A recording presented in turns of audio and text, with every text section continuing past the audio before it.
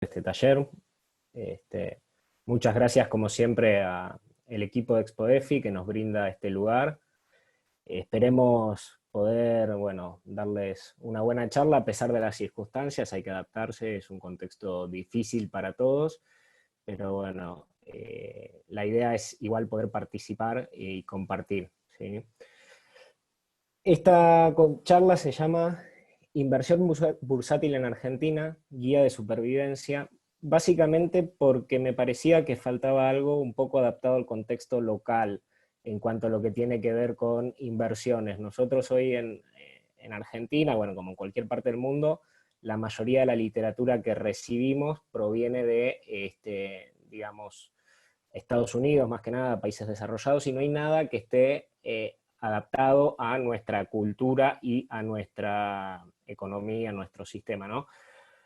En general, cuando pensamos a invertir en bolsa, estamos pensando en tratar de hacer ganancias, si son importantes, mucho mejor, y bueno, y tratar de hacerle un rendimiento a nuestros ahorros. Pero la realidad es que en Argentina lo que tendríamos que pensar es en sobrevivir, ¿no? Y en el contexto de pandemia que vivimos hoy, se pone de manifiesto esto, porque bueno, estamos viendo que la economía colapsa por todos lados, es un contexto muy difícil y realmente mantenerse vivo en este contexto es difícil. Entonces, más que una guía para hacernos ricos, porque aparte no la hay, si yo supiese cuál es el truco para ser rico, no estaría acá, no porque me desagrade la compañía de ustedes, ni de la gente de la EFI, ni de Bull Market, ni nada, pero simplemente si fuese un millonario o supiese cómo hacer millones instantáneamente, estaría haciendo millones y no estaría hablando por Zoom, ¿no?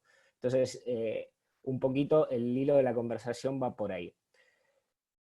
¿Qué es lo que vamos a ver? Diferentes capítulos a través de los cuales la historia argentina se fue desarrollando. ¿Sí? Primero, el sueño o lo que fue el sueño argentino, la desilusión que yo creo que estamos viviendo hoy, cómo llegamos a ese momento y, digamos, 2 o 3 indicadores básicos que de alguna manera nos traen a la Argentina de hoy, ¿sí? Además de, bueno, algunos tips para justamente la supervivencia de la inversión bursátil, y dejamos después un momentito para hacer algunas reflexiones finales y quizás, si nos da el tiempo, algunas preguntas. Bien, el primer capítulo es Argentina del sueño a la desilusión, ¿no? Argentina es ese país que parece que siempre está a punto de hacer grandes cosas y cuando falta un segundito, el último paso, siempre tenemos algún problema que nos deja la saga. Es el famoso era por abajo Palacios, ¿no? Si fuésemos a hacer la analogía económica de lo que es Argentina, es ese Mundial 2014 que sufrimos tanto, ¿no? Tuvimos una fase de grupos tremenda, después en las eliminatorias, en la fase de eliminación directa fue muy dura, llegamos a una final que por un momento pensamos que la teníamos en el bolsillo y se nos escapó. Permanentemente esa es la historia de Argentina. Hay un economista, Simon Kuznets, que es un economista que ganó el Premio Nobel de Economía en 1971, que hablaba en general sobre los problemas de crecimiento y desarrollo, y este economista acuñó una frase que se hizo muy icónica, y nosotros los argentinos la tomamos como muy propia, que era que existen 4 tipos de países: los desarrollados, los subdesarrollados, Japón y Argentina. Esto vendría a decir como que Argentina es una especie de país distinto a los demás. Y a nosotros eso un poco nos gusta porque a los argentinos nos queremos sentir diferentes a los demás. Siempre decimos que lo de acá es especial, ¿no? Tenemos una forma de sentir y de vivir las cosas que nadie más las tiene. Tenemos la avenida más ancha, la más larga, somos a los que más mundiales les afanaron. Siempre el argentino se siente en el centro de la escena. Entonces esta frase un poco nos viene bien para reconciliarnos con nuestra identidad nacional. Pero si nos ponemos a pensar, realmente es cierto, Argentina tiene unas particularidades importantes que no se ven en otras partes del mundo. A mí particularmente hubo un libro que me llamó mucho la atención, un trabajo que es de O'Rourke y Williamson en el 99, que habla sobre la historia de la globalización en el siglo XIX alrededor de lo que se llamó la economía atlántica. Este libro básicamente lo que dice es una teoría de la globalización antes de la globalización. Nosotros todos conocemos el fenómeno de la globalización, sabemos que es un fenómeno, o creemos que es un fenómeno del siglo XX. Bueno, Williamson y O'Rourke decían, en realidad la globalización empezó antes del siglo XX, empezó en el siglo XIX, con el intercambio comercial alrededor de lo que llaman la economía del Atlántico, que era básicamente el intercambio comercial entre lo que era Europa, que era la potencia en ese momento económica, militar y demás, y los países del Nuevo Mundo, que estaban emergiendo. En esa economía atlántica se da lo que primero podría llamarse un contexto globalizado. Y cada bloque de ese contexto tenía una economía, una estructura productiva distinta. Estaban los países europeos que tenían un gran acervo de capital, ¿sí? Que tenían una abundancia de mano de obra, sobraban trabajadores, y todo lo contrario en lo que sería el Nuevo Mundo, que era digamos, un bloque donde faltaban trabajadores, faltaba capital, pero había mucha abundancia de recursos naturales.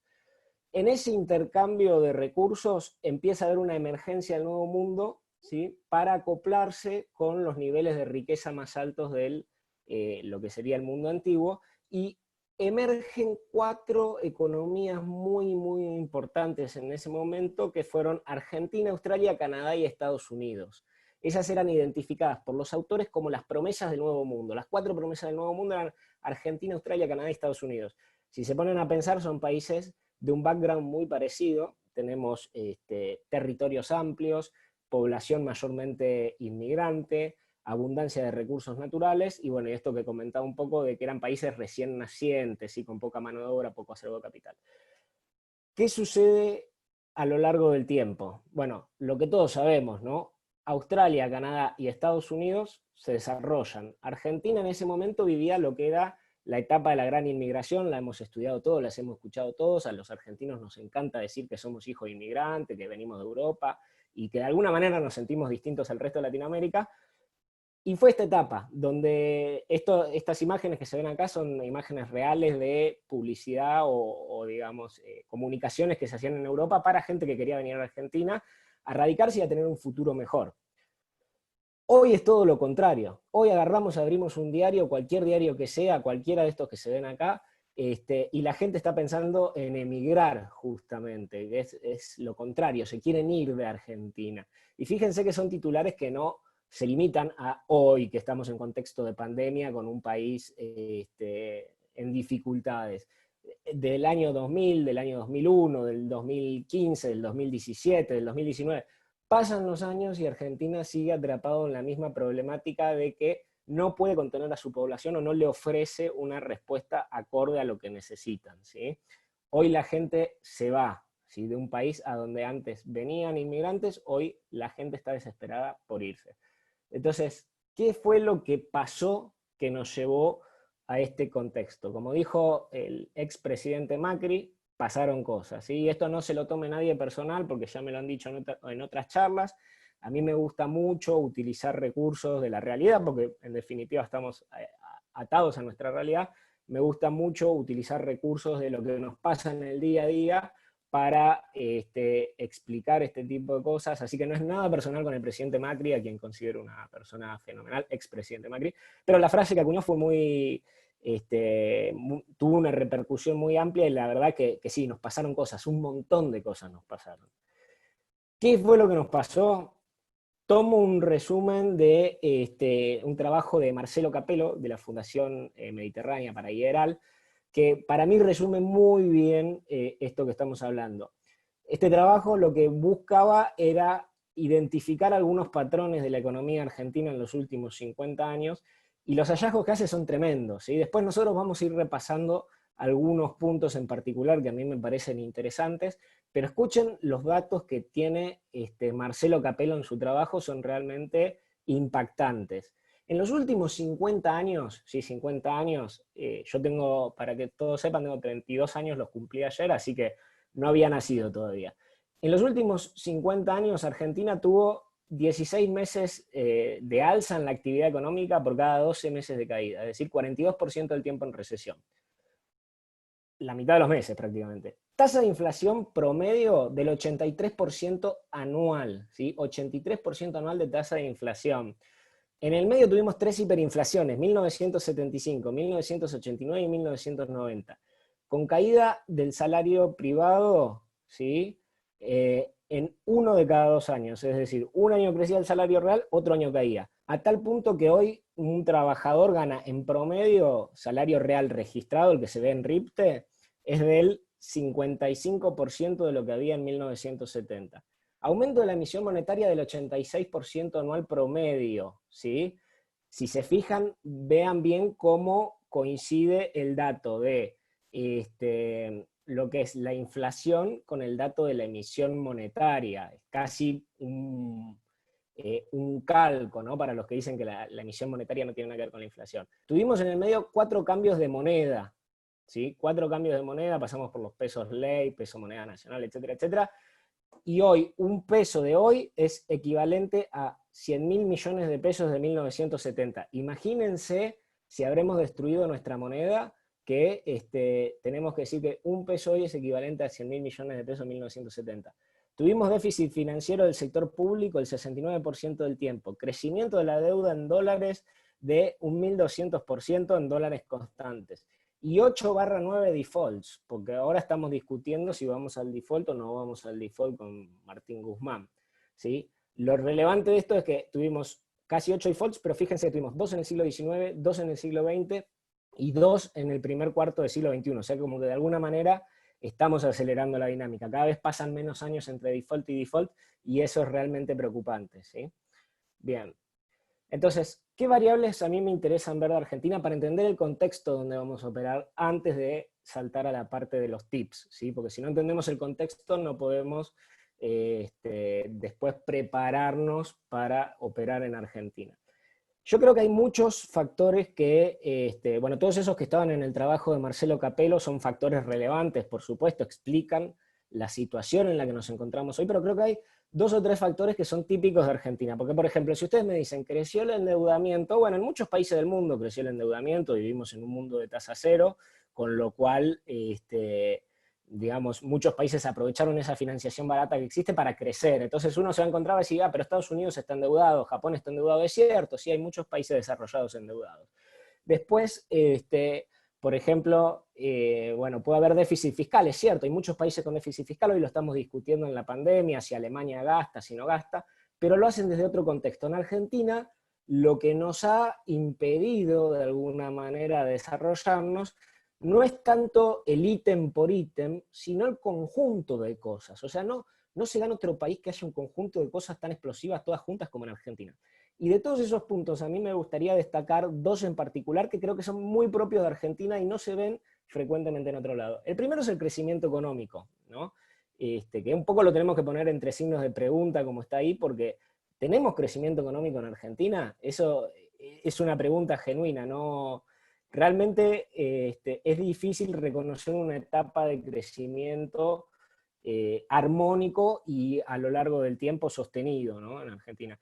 Y si lo miramos con respecto a los países que estábamos viendo antes en la presentación, las que eran las 4 promesas, que hoy los podríamos llamar las 3 promesas y Argentina, fíjense cómo Argentina de alguna manera en los 60 un poco se empieza a despegar, ya se había despegado antes, pero se empieza a despegar muy notoriamente en los 60, 70, y entra en una especie de estancamiento secular donde el resto de los países desarrollados mantiene una tasa de crecimiento que no es exorbitante, pero es sostenida a lo largo del tiempo y provoca finalmente una diferencia importante. Los niveles de vida que hay hoy en Argentina, que se observan hoy en Argentina, eran mucho más comparables a los que se veían en el primer mundo en la década del 60 de lo que son hoy, ¿sí?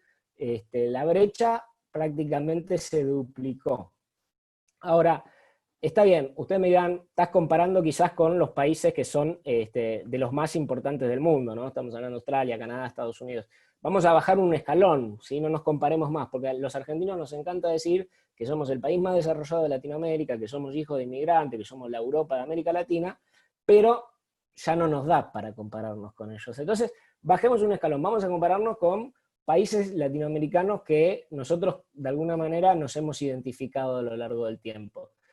Y por ejemplo, surge el caso de Brasil, el país más grande de Latinoamérica, la principal economía del Mercosur, México, el segundo, y Uruguay por una cuestión de vinculación que hay entre la economía uruguaya y argentina, una sociedad muy, muy similar a la nuestra, sobre todo muy similar a la porteña, ¿no? Pero bueno, como Buenos Aires es la puerta del país, un poco se hace sinonimia entre Uruguay y Argentina. Y fíjense que de vuelta, digamos, sin ponernos demasiado exquisitos, Argentina vuelve a ser el peor alumno de la clase, ¿no? Tenemos el derrotero Argentina ahí en violeta, donde se ve que a Argentina le cuesta más crecer que al resto. Está medio pegado con Uruguay, justamente por esa simbiosis que decíamos de las economías, pero a partir de lo que es el periodo 2008-2009, lo que fue la crisis internacional, la última que tuvimos, Uruguay se pudo despegar de Argentina, digamos que aprendió a despegarse de Argentina, y ahora tiene una dinámica propia. Y Argentina, mientras tanto, siguió, digamos, estancado, ni hablar Brasil, México y demás. Entonces, tampoco nos podemos comparar en términos de crecimiento con nuestros pares latinoamericanos. ¿Qué pasa si, por ejemplo, vemos otro set de países latinoamericanos, ¿no? Y vamos a compararnos con nuestros vecinos, Bolivia, Chile, Paraguay, sumamos a Perú también, que no es vecino, pero lo invitamos, ¿no? Son países que típicamente, por lo menos cuando yo crecí, eran países que uno en el imaginario los tenía como que eran gente que venía a Argentina a buscar mejores condiciones de vida. Se hablaba muchísimo, obviamente había problemas de xenofobia, un montón de problemas, como siempre que se habla de inmigración, pero eran países que estaban identificados como de menor calidad en cuanto a calidad de vida, ¿sí? Menores condiciones de vida, y que venían a buscar vida acá. Y de hecho uno podía observar que había comunidades importantes de estos países viviendo en Argentina y buscando una mejor vida. Bueno, si nosotros miramos, vemos que hasta principios de los 90 más o menos, tuvieron un derrotero medio dispar, pero de vuelta en los últimos 15, 20 años, logran superar a la Argentina en términos de crecimiento. Entonces, tampoco ya nos podemos comparar con este tipo de países. Argentina está viviendo un estancamiento que no se ve en ninguno de los países de la región, no se ve en los países desarrollados. Entonces, ¿en dónde se ve? Esa es la pregunta. Bueno, hablamos de este sentimiento europeizante que tenemos o teníamos los argentinos antes de que nos bajen del caballo. Hablamos de los países con los cuales nosotros nos comparábamos en la región y de alguna manera creíamos que estábamos mejor. Hablamos de los países, si quieren, el segundo escalafón, donde que era, digamos, países que nos exportaban migrantes, ¿sí? nos traían gente acá para desarrollarse. Y ya, digamos, no nos queda mucho más con qué compararnos. Otra región del mundo con la que frecuentemente nos comparaban cuando yo era chico es con África. Yo me acuerdo que cuando hablábamos de temas de socioeconómicos en la escuela secundaria, cuando era un poco más joven, obviamente no eran muy profundos porque eran temas de la escuela secundaria, pero estaba esa cosa como que decían, bueno, no, acá hay pobreza, pero pobreza es lo de África, como que acá es otra cosa, no se sabe bien qué es algo que la gente no se puede terminar de desarrollar, pero no es pobreza, pobreza está en África, que también es algo que a todo el mundo le decían, o de alguna manera le llenaban la cabeza con eso. Tomamos las economías, las 3 economías más grandes de África, sacando lo que sea, tenga que ver, digamos, con el Magreb y el mundo árabe, o sea, saquemos a lo que es Argelia y demás, Egipto, todo eso, ponemos Nigeria, Sudáfrica y Kenia, que son las 3 economías más grandes de África, y vemos cómo se desarrollan en los últimos años, y vemos que el desarrollo ahora sí es coincidente con el de Argentina, es decir, que han tenido un desarrollo más o menos similar. Por lo cual cabe preguntarse si Argentina, en términos de patrón de crecimiento, no es más un país africano que latinoamericano o europeo, ¿sí? Y fíjense que estos países son países que tienen conflictos generalmente serios, ¿no? Es decir, conflictos con una población que es diversa étnicamente, que tiene dificultad de acceso a la educación, a servicios básicos, incluso, qué sé yo, agua potable, gas, etc. Y Argentina, sin embargo, desde los 60 se comportó de alguna manera como si fuese un país más del set. Si ustedes lo ven respecto a los 3 sets que vimos hace un rato, es el que más se parece. O sea, el patrón en el que más encaja Argentina es en este. Entonces, preguntémonos realmente si nuestra estructura productiva no se está, digamos, reconvirtiendo en una estructura productiva más básica como la de estos países. Yo creo que no, que todavía estamos a tiempo, pero en cuanto al patrón, a la pauta de crecimiento, es muy similar. Y ni hablar si nos comparamos con Botswana, porque ahí yo en el set de África saqué algunos países que, que tuvieron una muy buena performance, porque realmente no valía la pena mostrarlos, pero Botswana, que es uno de los países que mejor performó en África, ha tenido un crecimiento sostenido en los últimos años, y fíjense cómo achicó la brecha con Argentina, que pasamos de tener 6 veces el PBI per cápita de Botswana a tener casi el mismo. Algo evidentemente estamos haciendo mal. El segundo factor, bueno, ahí tenemos lo que es el crecimiento relativo al mundo. Un poco quedaron mal las etiquetas, pero si ven, Argentina está en violeta, casi último en crecimiento, y tenemos el mundo en el medio, lo que sería un poquito más en azul claro, y los países ordenados de mayor a menor crecimiento acumulado en los últimos años. Chile, por escándalo, es el que mejor le fue, y Argentina está último junto con estos otros países del set que les mostraba. Evidentemente algo mal estamos haciendo, ¿sí? Lo mismo visto en tasa de crecimiento. El segundo problema que tenemos es una inflación recurrente alta, que no es común en otros países del mundo. Entonces, los países desarrollados están luchando contra la deflación. Nuevamente vemos a Argentina que se escapa del set muy fuertemente, sobre todo a partir de la salida de la convertibilidad en el 2001. Latinoamérica, lo mismo, cosa del pasado, la inflación en Latinoamérica, ¿sí? Argentina, Brasil y México, fíjense cómo achatan el famoso achatamiento de curva, como el que estamos hablando ahora con la pandemia, pero de precios. Fíjense que todos los países latinoamericanos en lo que era década del 80, del 90, tenían problemas de precios, y de alguna manera los resolvieron, y hacia el final, digamos, o lo que sería la década del 2000, pudieron resolverlo definitivamente, y Argentina no, tiene un pequeño impasse en los 90 y después vuelve a despegar. Si nos comparamos con el segundo set de países latinoamericanos, Bolivia, Chile, Perú, Paraguay, lo mismo.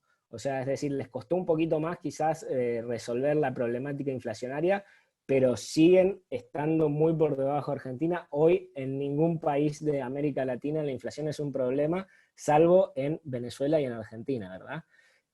Incluso con los países africanos, lo mismo también. Se ve un patrón esta vez claramente donde la Argentina otra vez desentona y claramente tiene mayor inflación que los países que tenemos en África como muestra, ¿verdad? Botswana, otra vez, que lo vamos a pasar rapidito porque si no nos vamos a quedar sin tiempo.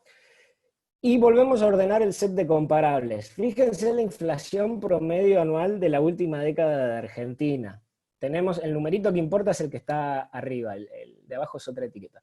Pero tenemos, fíjense, una inflación promedio de la última década del 32%, versus el que nos sigue, que es Uruguay, con 8%. Y el mundo, que está en una inflación de 2.68% a nivel anual, promedio. O sea, tenemos 32% de inflación en un mundo que tiene menos del 3% de inflación. Entonces eso genera un ambiente de negocios muy complejo, ¿no? Porque hacer negocios en un ambiente inflacionario es muy difícil. Incluso, fíjense, acabamos de pasar una ley de alquileres en Argentina, porque hasta pactar un alquiler se vuelve extremadamente complejo en un escenario altamente inflacionario. La inflación acumulada de la última década, si la ven, es para llorar, 1.471% de Argentina versus el 117% de Uruguay, que es el segundo en el set. Esto para que también tomemos dimensión de cómo se han distorsionado y cómo se ha devaluado nuestra moneda en el último tiempo. Bien, el último punto que me parece relevante para Argentina, y ya después pasamos a los tips, así no perdemos más tiempo, es el de deuda y defaults. Este muchacho que está acá en la presentación es el estimadísimo Paul Singer. Algunos lo habrán sentido nombrar, lo habrán visto ya por el 2014, fue un personaje central en la escena nacional. Y tenemos traje a colación este gráfico de The Economist, que me parece relevante para la discusión que estamos teniendo, donde pone el top 10 de defaults.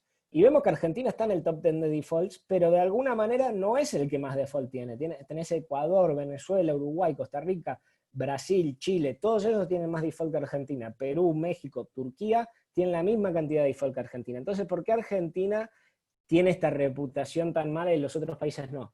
Bueno, no tanto por la cantidad de default que tenemos, sino porque fíjense que en Argentina están acumulados un poquito más sobre el final, ¿sí? Tuvimos 2 defaults en el siglo XIX, 4 defaults a lo largo de todo el siglo XX y ya estamos casi con 3 defaults en lo que es el siglo XXI, ¿no? Contando procesos de reestructuración en el medio, 2005, 2010. Entonces, en este mundo de tasa cero que hablábamos, los impagos son cosas, no te digo del pasado, porque con la pandemia hemos visto varios eventos de impago últimamente, está el Líbano, Ecuador tuvo que renegociar y demás, pero son propios de economía digamos que vienen arrastrando muchos problemas de antemano. Hoy en día casi cualquiera que hace las cosas medianamente bien consigue refinanciar su deuda y evitar los impagos. Entonces, Argentina ha tenido un mal renombre producto de no poder acoplarse a esta situación mundial de exceso de liquidez, de refinanciamiento de pasivos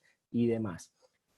Los defaults por los que pasamos son el de 1827, el de 1890, el de 1951, que le puse Perón cumple, fui medio malo ahí, pero bueno, cumplía, pero no cumplía con los acreedores. El default libertador, para que vean que, digamos, es una cuestión que trasciende la grieta, está de los dos lados. La Revolución Libertadora, cuando asumió el poder, no pudo hacer frente a los compromisos, y ahí surge dos relaciones muy importantes para el país, que son la de el FMI, el Club de París, que hasta el día de hoy seguimos teniendo una relación bastante turbulenta con estos dos clubes de acreedores. 1982, 1988, 89, que salimos gracias al plan Brady y la convertibilidad. En el 2001, el Adolfazo en el Congreso, que se acordarán, lo aplaudieron todos, y de repente la Argentina no paga más su deuda, pero nos salió carísimo. Y en el 2014, que fue el conflicto Patria-Buitres, que bueno, cuando lo habrán, la mayoría ya lo recordará, pues fue la disputa con el juez Griesa, que nos dejó en default, producto de la judicialización de los cobros de los holdouts. Y bueno, salimos de ese default con Macri, pero estuvimos prácticamente 2 años fuera del default y ahora estamos de vuelta. Y esa es la pregunta, ¿estamos de vuelta en default o no? Esto es como lo del pollo viñolo, ¿no? Que dice cantalo, cantalo, cantalo. No se grite, no se abrace.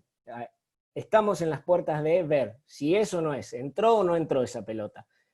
La realidad es que Argentina dejó de pagar sus servicios de deuda, por lo menos a nivel local, está en una renegociación con los acreedores externos, pero ya medianamente se considera que Argentina está en default, ¿sí?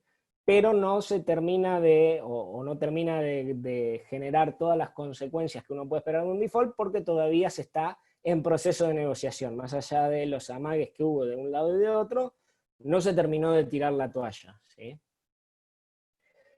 Entonces, en todo este contexto, que es ya de por sí denso, pasamos 25 minutos describiendo la situación de Argentina, casi 30 minutos describiendo la situación de Argentina, defaults, inflación, falta de crecimiento, un montón de condimentos que hacen que no podamos operar acá de la misma manera que operamos, por ejemplo, en el NICE. Entonces, ¿cómo vamos a hacer para sobrevivir a la bolsa argentina? Y de vuelta, no les voy a decir, compren Carboclor, compren Galicia, compren... Eso quédenselo para ustedes, porque yo no les puedo decir un nombre propio, pero les puedo decir de alguna manera cómo sobrevivir a esta jungla, ¿sí? O intentar, al menos.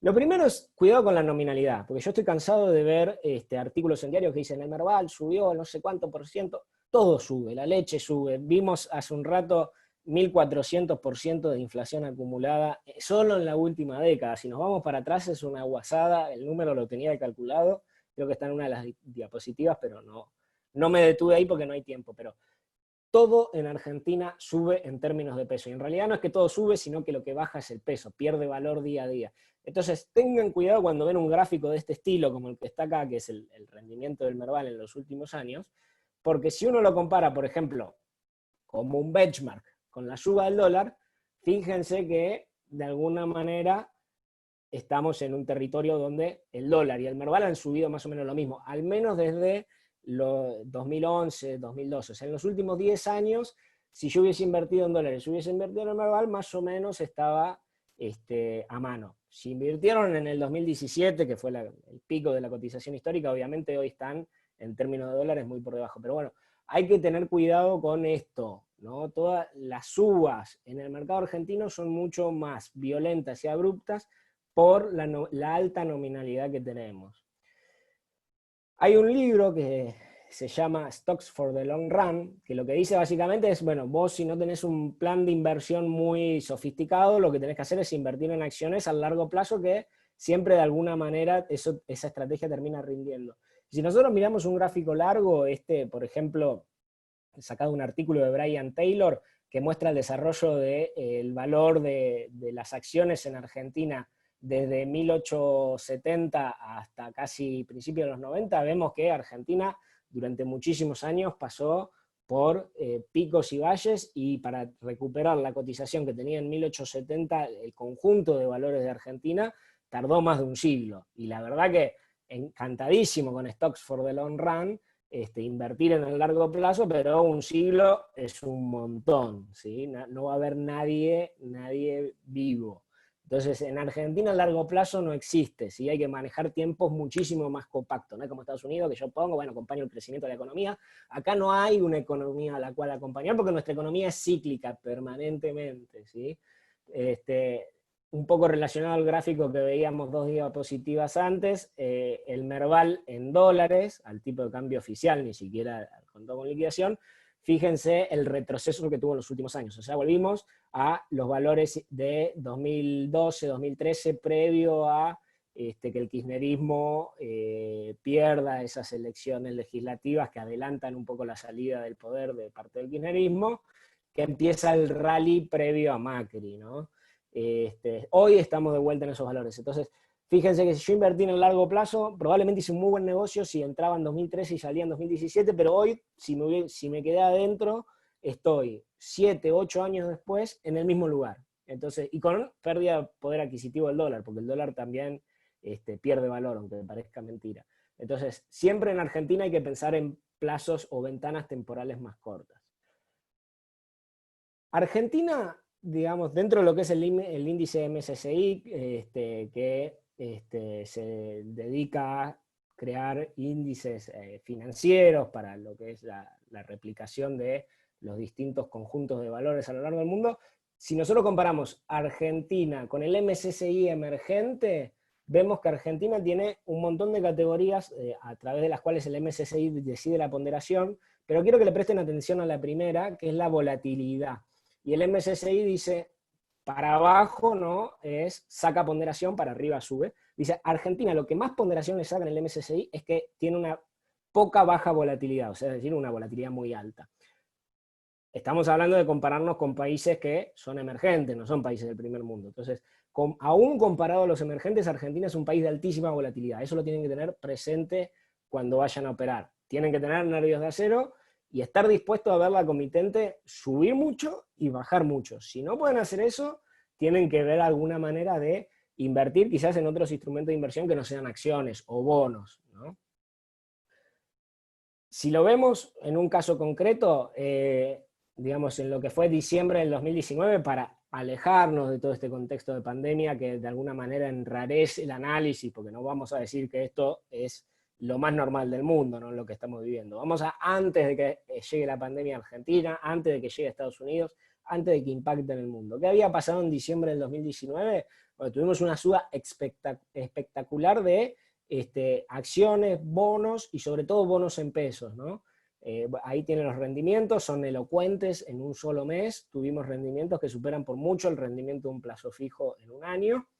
Pero después, si vamos a febrero, por ejemplo, del 2020, 2 meses después, tuvimos casi los mismos rendimientos, pero a la inversa, hacia abajo, ¿no? Un poquito menos, acá fue benévola esa baja, pero tienen que saber que van a tener subas del 45% en un mes y bajas del 22% al mes siguiente. Entonces, tienen que estar o bien adaptados a la volatilidad, es decir, poder convivir con esa volatilidad, o bien de alguna manera desarrollar alguna estrategia que les permita reducir la volatilidad, sea operar con cobertura, operar en instrumentos más tranquilos.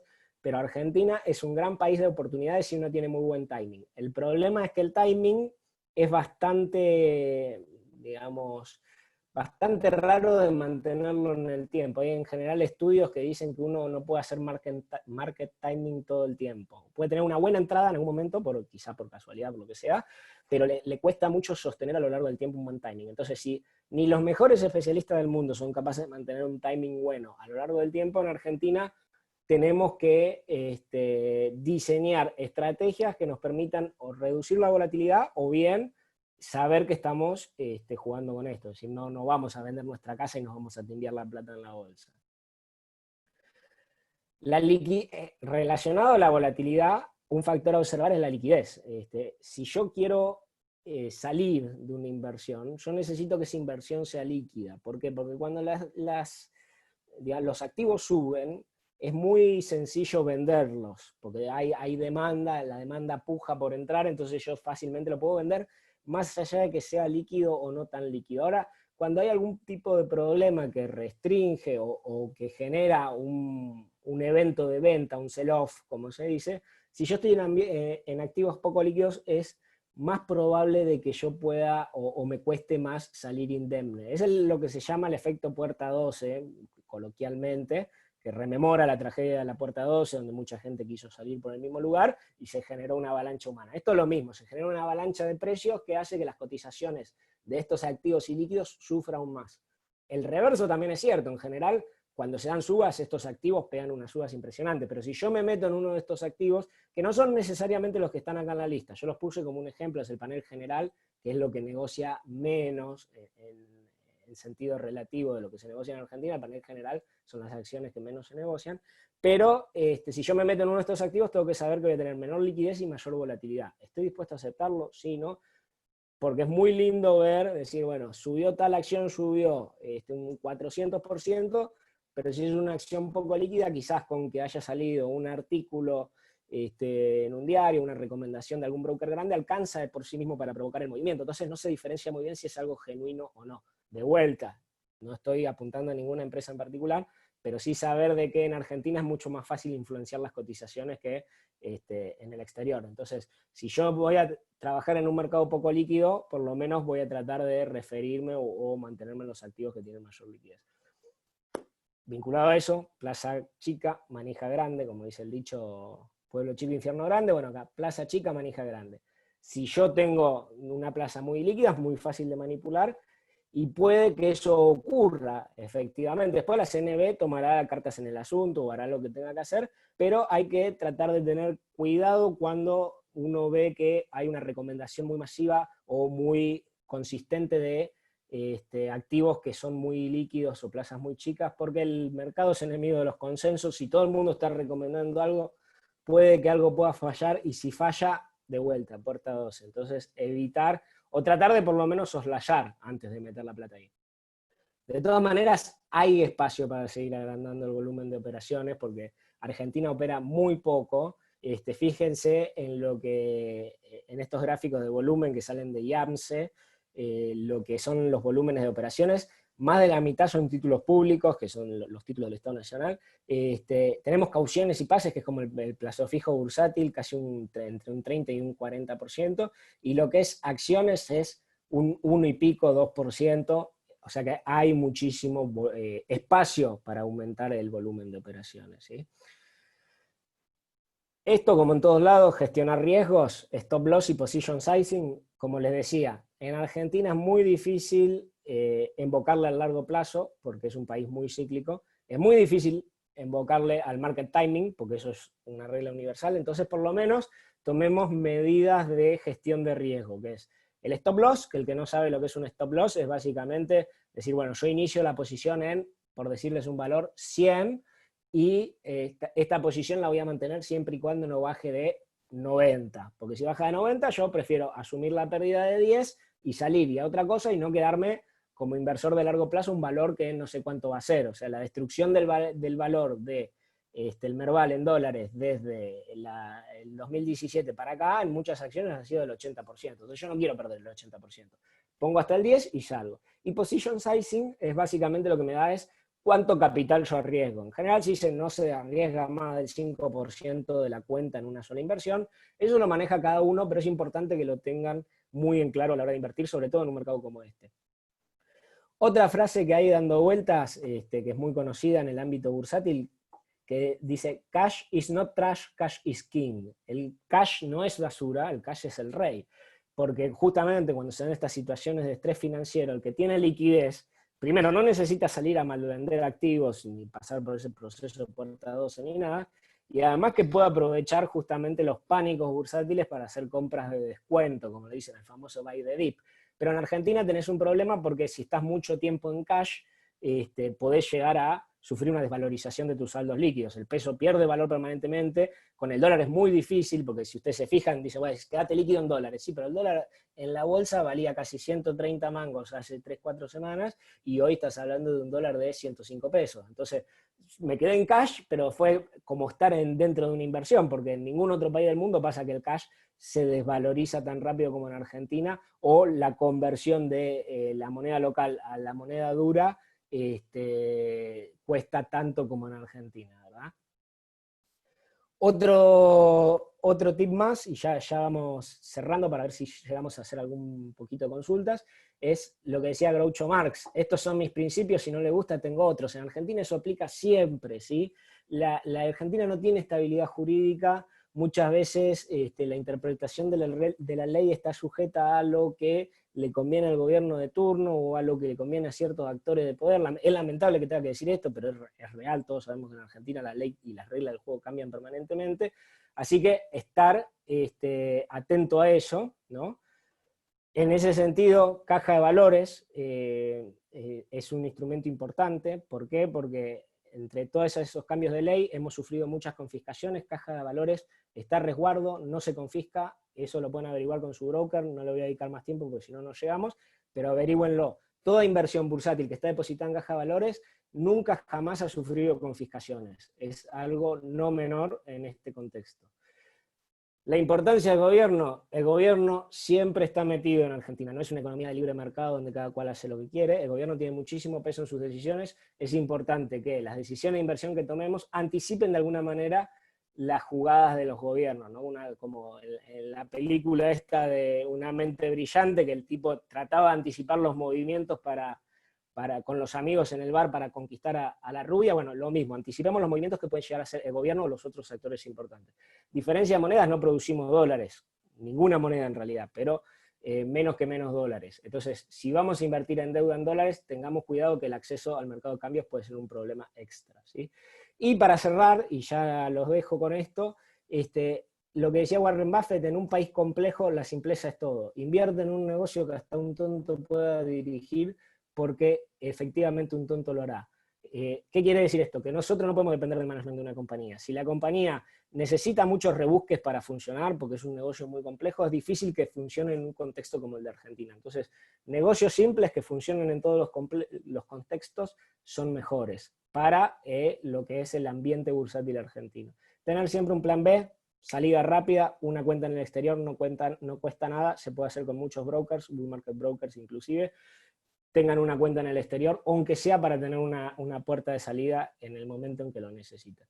Las reflexiones finales: hoy tenemos un contexto donde la tasa de caución está muy baja, eso sirve para cubrirnos, ¿sí?, con lo que sea operaciones de cobertura cambiaria a través de activos del exterior, más que nada. El dólar, contado con liquidación, ha retrocedido bastante, puede ser una oportunidad de dolarización importante, y las acciones se encuentran en niveles históricamente bajos, que pueden llegar a ser una opción, una alternativa de inversión si uno puede medir los riesgos. Como les dije antes, no es un mercado fácil, no es un mercado apto para cardíacos, pero puede haber alguna oportunidad ahí. Estamos en general por debajo de la media del valor de los activos. Bien. Tenemos, en cuanto a lo que es deuda, títulos de deuda, los títulos de deuda en pesos están mayormente en niveles razonables, se han recuperado mucho, esto que les decía antes de los diferencias de moneda. Títulos en deuda en dólares todavía podría quedar un upside si hay un buen arreglo, ¿sí? Tendría que haberlo. Y bueno, y como les decía, busquen también de hacer coberturas con activos en el exterior, teniendo en cuenta que Estados Unidos se encuentra en el pico histórico de sus cotizaciones, están con conflictos también allá, entonces puede haber algún problema, pero yo por lo menos prefiero estar largo en activos que cotizan en dólares y no tanto en pesos, sobre todo con los saldos líquidos. Así que básicamente eso fue en 45 minutos un resumen de la historia argentina, del contexto bursátil en el que vivimos y 2 o 3 cositas para tener en cuenta a la hora de operar y de entender y analizar el contexto en el que estamos. No sé si queda tiempo para alguna pregunta. Maxi, Bueno, estamos ahí en dice... tiempo, pero si querés tomar una o dos como máximo y terminamos. Bueno, perfecto. Bien, me dicen, ¿por qué asumís que estemos en default? No, no es que esté asumiendo que estemos en default, es simplemente lo que ha sucedido en el mundo, ¿sí? Pero está en proceso, como le decía antes, o sea, es algo que todavía está por definirse. Bien, a ver si encuentro alguna pregunta más. Bueno, ¿y qué opina de la inversión en CDRs? Bueno, lo acabo de decir, creo que es una buena alternativa para dolarizar fondos. Obviamente que depende mucho del marco normativo argentino, no dejas de tener el riesgo regulatorio argentino, pero al menos no tenés el riesgo de mercado. Y si quieren una última como para cerrar, ¿qué relación ves entre la calidad de las instituciones y nuestra caída continua en los últimos 80 años? Bueno, claramente hay una relación, no está explícita ahí, no hice un trabajo para demostrarlo, pero es lógico que un país que tiene reglas claras y que tiene instituciones fuertes tiende en el largo plazo a tener una economía mucho más saludable y mucho más sostenible. Eso es en lo que tenemos que trabajar. Pero bueno, para que se lleven, digamos, a la casa, sería eso. Tengan en cuenta que operamos en un contexto extremadamente complejo, vivimos en un país que repite la historia cada 10 años, ¿sí? Cuiden y traten de cuidar su capital, que cuesta muchísimo conseguirlo y mantenerlo. Así que todo eso que hablamos hace un rato, pónganlo en práctica y bueno, cualquier duda estamos a disposición, tanto nosotros como cualquier otra sociedad de bolsa, pónganse en contacto con los especialistas que son los que trabajan de esto y bueno, y que el mercado argentino siga creciendo para beneficio nuestro y de todos. Muchas gracias por haber escuchado la presentación y bueno, los dejo con los muchachos de la Expo EFI. Hasta la Bien, próxima. Maxi, muchas gracias.